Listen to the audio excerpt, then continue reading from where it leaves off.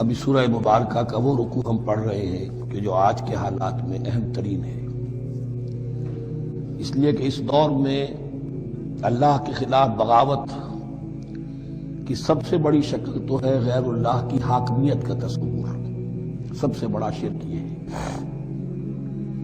نفسیاتی اعتبار سے سب سے بڑا شرک، مادے پر توکل، بتوں سے تجھ کو امید خدا سے نو امیدی، مجھے بتا تو صحیح اور کافری کیا ہے۔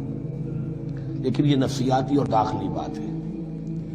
خارجی اور واقعاتی دنیا میں سب سے بڑا شرک اس وقت وہ غیر اللہ کی حاکمیت، جو اب عوامی شکل اختیار کر گئی، عوامی حاکمیت۔ اور اس کے بعد اس وقت کے گناہوں میں، بدعملی میں سب سے بڑا فساد جو ہے وہ سود کی بنیاد پر ہے۔ سب سے بڑا فتنہ، سب سے بڑا فساد دنیا میں جو اس وقت سب سے بڑی شیطنت ہے، جو یہودیوں کے ذریعے سے پورے گلوب کو اپنی گرفت میں لینے کے لیے بےتاب ہے، وہ یہی ہے جو سود کا ہتھ کنڈا ہے، اس کی حرمت۔ یہاں ایک سوال میرے ذہن میں کبھی کبھی پیدا ہوتا تھا کہ یہ جو پہلی آیت ہے اس کا تعلق تو انفاق فی سبیل اللہ کے ساتھ ہے، اسے پچھلے رکوع کے ساتھ شامل ہونا چاہیے تھا، لیکن بعد میں یہ حقیقت مجھ پر منکشف ہوئی کہ بڑی حکمت کے ساتھ اس آیت کو اس رکوع کے ساتھ شامل کیا گیا ہے۔ وہ حکمت میں بعد میں بیان کروں گا۔ الذین ينفقون اموالهم باللیل والنہار، وہ لوگ کہ جو اپنا مال خرچ کرتے رہتے ہیں رات کو بھی دن میں بھی، سرًا وعلانیۃً، خفیہ طور پر بھی اعلانیہ بھی، صدقات واجبہ اعلانیہ، صدقات نافلہ خفیہ، انفاق فی سبیل اللہ خفیہ۔ فلہم اجرہم عند ربہم ولا خوف علیہم ولا ہم یحزنون، ان کے لیے ان کا اجر محفوظ ہے ان کے رب کے پاس، نہ ان پر کوئی خوف طاری ہوگا اور نہ ہی وہ کسی حزن سے دوچار ہوں گے۔ الذین یاکلون الربا، اب ربا کا مسئلہ شروع ہو رہا ہے، جو سود کھاتے ہیں۔ وجہ کیا ہے؟ اصل مسئلہ ہے اس سرپلس ویلیو کا۔ آپ کا کوئی شغل ہے، آپ کی ملازمت ہے، آپ کما رہے ہیں، آپ کا خرچ پورا ہو رہا ہے، کچھ بچت بھی ہو رہی ہے۔ اب اس بچت کا اصل مصرف کیا ہے؟ یسألونک ماذا ينفقون قل العفو۔ اصل راستہ تو یہ ہے کہ اس کو دے دو اللہ کی راہ میں، یا محتاجوں کو یا اللہ کے دین کو۔ لیکن اب جو سود خورانہ ذہنیت ہے وہ یہ کہ اس بچت کو بھی مزید کمائی کا ذریعہ بناؤ، یہ سود خورانہ ذہنیت ہے۔ لہذا اصل میں سود خوری انفاق کا کی ضد ہے، اور یہ عقدہ مجھ پر کھلا جبکہ القرآن یفسر بعضہ بعضا، اس اصول کے تحت جب سورہ روم کی آیات کا میں نے مطالعہ کیا، وہاں یہی شکل آپ کو نظر آئے گی کہ ان دونوں کو مقابلے میں لایا گیا ہے۔ اللہ کی رضا جوئی کے لیے انفاق اور ربا، سود پر رقم دینا۔ وما آتیتم من ربا لیربو فی اموال الناس فلا یربو عند اللہ، جو کچھ تم دیتے ہو سود پر کہ وہ بڑھے لوگوں کے مال میں، محنت وہ کر رہا ہے اور آپ اس کی کمائی میں سے آپ وصول کر رہے ہیں اپنے اس سرمایہ کی وجہ سے۔ تو یہ گویا کہ آپ کا مال اس کے مال میں اس کی محنت سے بڑھ رہا ہے۔ الذی ما آتیتم من ربا لیربو فی اموال الناس فلا یربو عند اللہ، اللہ کے ہاں بڑھوتری نہیں ہوتی۔ وما آتیتم من زکاۃ تریدون وجہ اللہ فاولئک هم المضعفون، اور وہ جو تم زکوٰۃ اور صدقات میں دے دیتے ہو اللہ کی رضا جوئی کے لیے، تو وہ ہیں جو دوہرے چوہرے کر رہے ہیں، ان کا مال بڑھ رہا ہے، اس کی بڑھوتری ہو رہی ہے۔ تو انفاق فی سبیل اللہ، صدقات، زکوٰۃ، اس کے بالمقابل، اس کے برعکس ہے اپنی اس بچت کے مال کو۔ اور آپ کو معلوم ہے آج کی بینکنگ سسٹم کا سب سے زیادہ زور بچت کی اسکیم، اور یہ سب کا سب جو ہے در حقیقت saving bank, saving account, save کرو، لیکن سیو کرو مزید کمانے کے لیے۔ سیو جو ہے اس لیے نہیں ہے کہ اپنا پیٹ کاٹو اور غرباء کو دو، اپنا سٹینڈرڈ آف لیونگ کم کرو اور اللہ کے دین کے لیے خرچ کرو، یہ نہیں، بلکہ اس لیے کہ وہ جو تم بچاؤ وہ ہمیں دو، تاکہ وہ ہم سود پر زیادہ رقم، زیادہ شرح سود پر دوسروں کو دے اور تھوڑا شرح سود تمہیں دے دے۔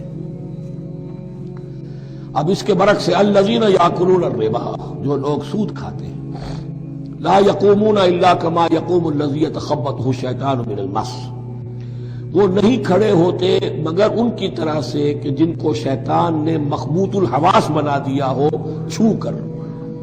یہاں عام طور پر یہ سمجھا گیا کہ یہ قیامت کے دن کا نقشہ ہے، یہ قیامت کے دن کا نقشہ تو ہوگا ہی، اس دنیا میں بھی سود خوروں کا حال یہی ہے۔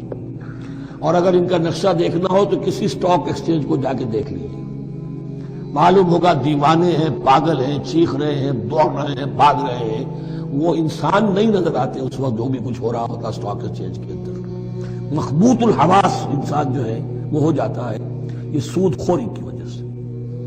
الذین یاکلون الربا لا یقومون الا کما یقوم الذی یتخبطہ الشیطان من المس ذلک بانہم قالوا انما البیع مثل الربا۔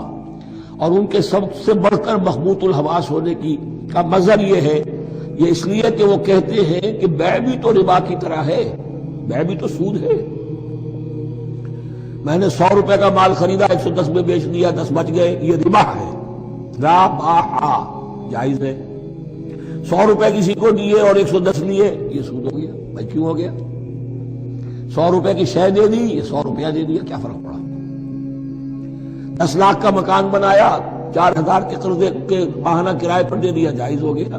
10 لاکھ کسی کو دیا اور اس سے 4000 روپیہ مہینہ دینا شروع کیا، یہ سود ہو گیا، حرام ہو گیا۔ عقلی طور پر یہ باتیں ہیں کہ جو سود کے حامیوں کی طرف سے کہی جاتی ہیں۔ انما البیع مثل الربا، بیع میں کبھی جو نفع ہوتا ہے، ربح اور ربا یہ میں اس وقت بیان کر چکا ہوں سورہ بقرہ کے دوسرے رکوع کے ضمن میں۔ تو یہ جان لیجئے کہ اس ظاہری سی مناسبت کی وجہ سے ان کا مخبوط الحواس لوگ جو ہیں وہ اس دونوں کے اندر کوئی فرق محسوس نہیں کرتے۔ یہاں اللہ تعالیٰ نے ان کے قول کا عقلی جواب نہیں دیا، بلکہ جواب کیا دیا؟ احل اللہ البیع وحرم الربا۔ اللہ نے بیع کو حلال قرار دیا ہے اور ربا کو حرام قرار دیا ہے۔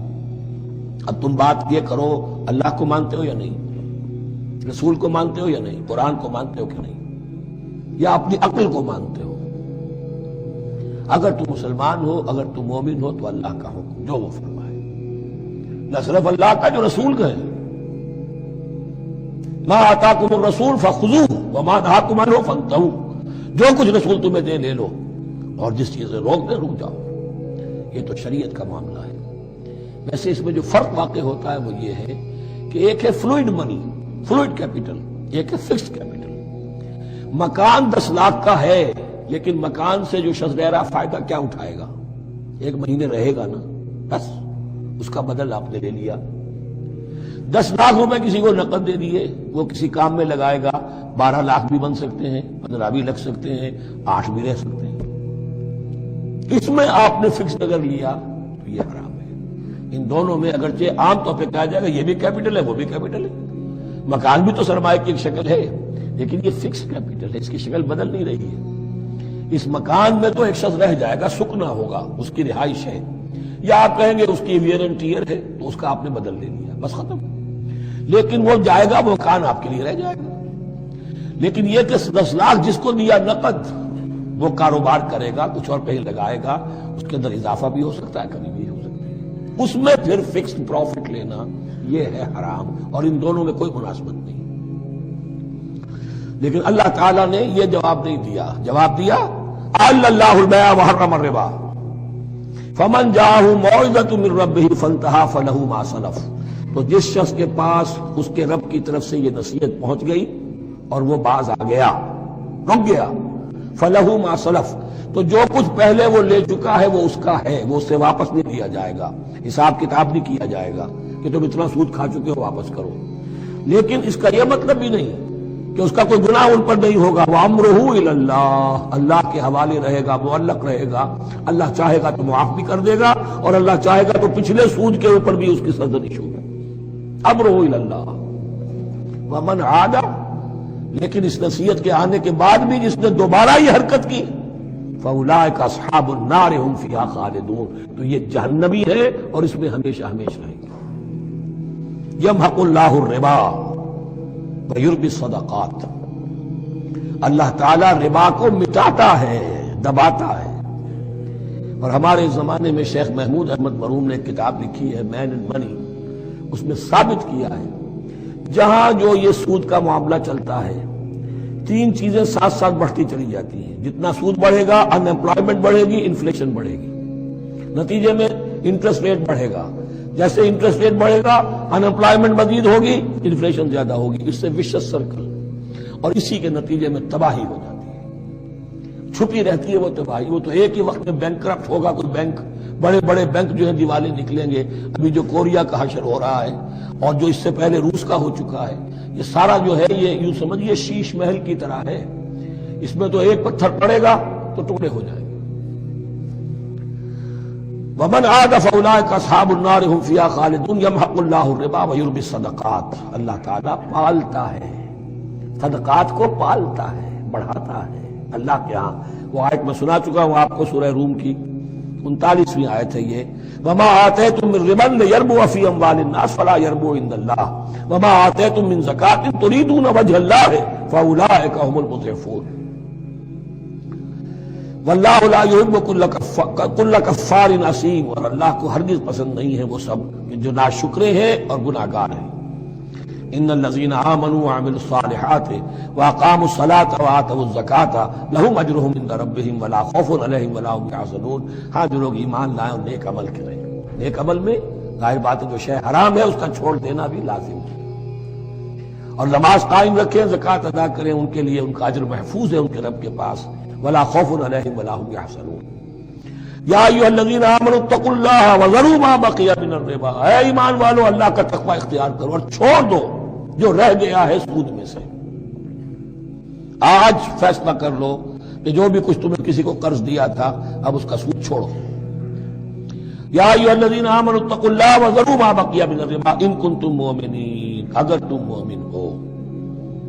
فإن لم تفعلوا، اور اگر تم نے ایسا نہ کیا، باز نہ آئے، فاذنوا، تو کان کھول کر سن لو، بحرب من اللہ ورسولہ، اللہ اور اس کے رسول کی طرف سے اعلان جنگ۔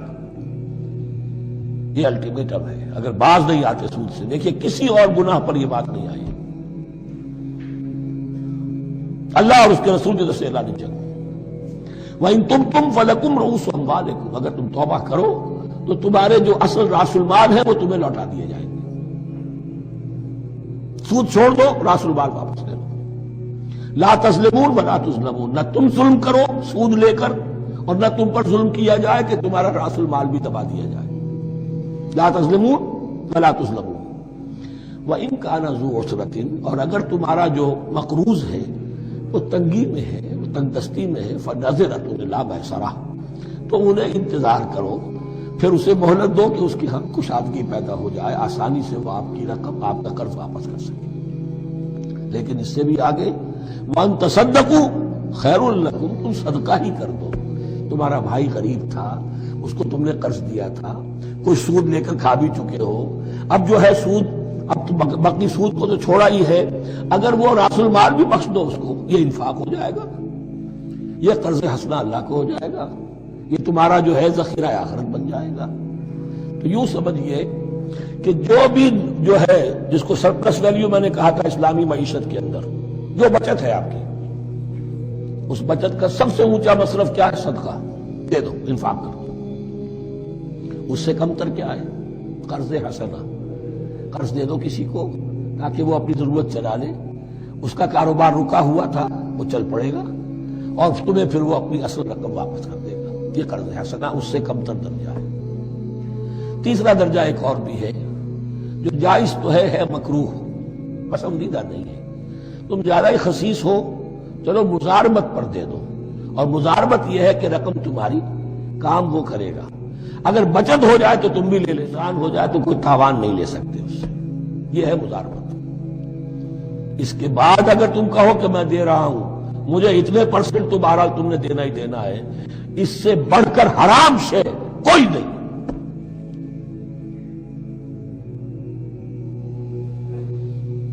وَإِن كَانَ ذُو عُسْرَةٍ فَنَظِرَةٌ إِلَىٰ مَيْسَرَةٍ، تو اگر وہ ہے مقروض تمہارا وہ تنگی میں ہے، پھر انتظار کرو، اسے مہلت دو اس کی کشائش تک۔ وَأَن تَصَدَّقُوا خَيْرٌ لَكُمْ، اور اگر تم صدقہ ہی کر دو، خیرات کر دو، دے دو، بخش دو، وہ تمہارے لیے بہتر ہوگا، ان کنتم تعلمون، اگر تم جانتے ہو، اگر وہ حکمت تمہارے اندر آ گئی ہے، اگر تم اولو الالباب ہو، اگر تم سمجھدار ہو، تو جو کچھ تمہیں بچت اس سے ہوگی، جو اللہ کے ہاں اجر و ثواب ملے گا، تو تمہیں یہ رقم واپس لے کر جو ہے اس سے کیا مل جائے گا۔ وَاتَّقُوا يَوْمًا تُرْجَعُونَ فِيهِ إِلَى اللَّهِ، یہ آیت آخری آیت ہے قرآن کی نزول کے اعتبار سے۔ آیت، ڈرو اس دن سے، تو دیکھیے وہی آیت یاد کیجئے، واتقوا یوما لا تجزی نفس عن نفس شیئا ولا يقبل منها شفاعة ولا يؤخذ منها عدل ولا هم ينصرون. واتقوا يوما لا تجزي نفس عن نفس شيئا ولا يقبل منها عدل ولا تنفعها شفاعة ولا هم ينصرون. واتقوا يوما ترجعون فيه الى الله. ڈرو اس دن سے جس دن کے لوٹا دیے جاؤ گے تم اللہ کی طرف. ثم توفى كل نفس ما كسبت، پھر ہر جان کو پورا پورا دے دیا جائے گا جو کمائی اس نے کی ہوگی. وهم لا يظلمون، اور ان پر کوئی ظلم نہیں ہوگا.